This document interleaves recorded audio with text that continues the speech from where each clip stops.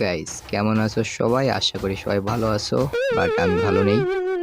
অসুস্থতার কারণে তেমন কোনো ভিডিও বানাতে পারি নাই। অনেকদিন পর ভিডিও দিচ্ছি অ্যান্ড আজকে আমি ডায়মন্ডের আর্মার বানাবো। क्या बात है सर। সো তোমরা যারা আগের এপিসোড দেখছো তারা অবশ্যই জানো আমি মাইনিং গেছিলাম অ্যান্ড মাত্র 10টা ডায়মন্ড পাইছি।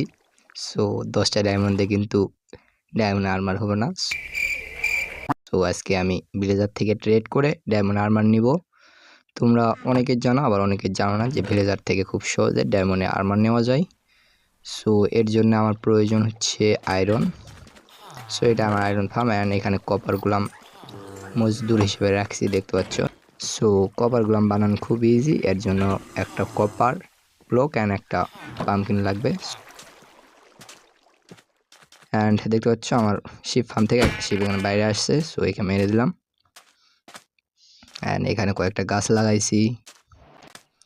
সো এই যে হচ্ছে আমার sugar cane farm. So villager থেকে ট্রেড করার জন্য সুগার ক্যান ফার্মের অনেক প্রয়োজন। সো আমি কয়েকজন ভিলেজারে একটা রুম বানায় আটকে রাখছি। সো সেখানে তাদেরকে জব দিছি অ্যান্ড বেড অনেকগুলো প্লেস করেছি। এখানে ভিলেজার অনেক হয়েছে, হয়তো বা তোমাদের দেখাইছি কিনা বলতে পারতেছি না। অ্যান্ড এই যে সেই রুমটা।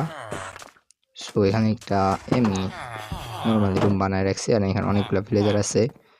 সো এদের কয়েকজনের প্রায় ম্যাক্স করে রাখছি, বাট আমার কাছে এমরেল নাই। সো এই জন্য আয়রন দিয়ে ট্রেড করে এমরেল নিচ্ছি প্রথমে।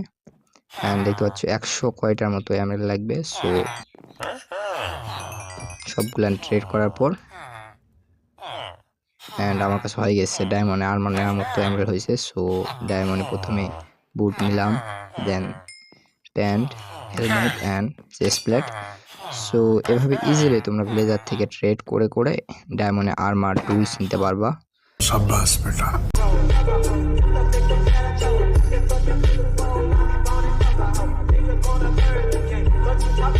সো দেখতে পাচ্ছ আমার কাছে ডায়মন্ডে ফুল আর্মার আছে অ্যান্ড ভিলেজার থেকে নিলে কিছু না কিছু ইনচার্টমেন্টও থাকে, যেটা নর্মালি বানালে কোনো ইনচার্টমেন্ট থাকে না।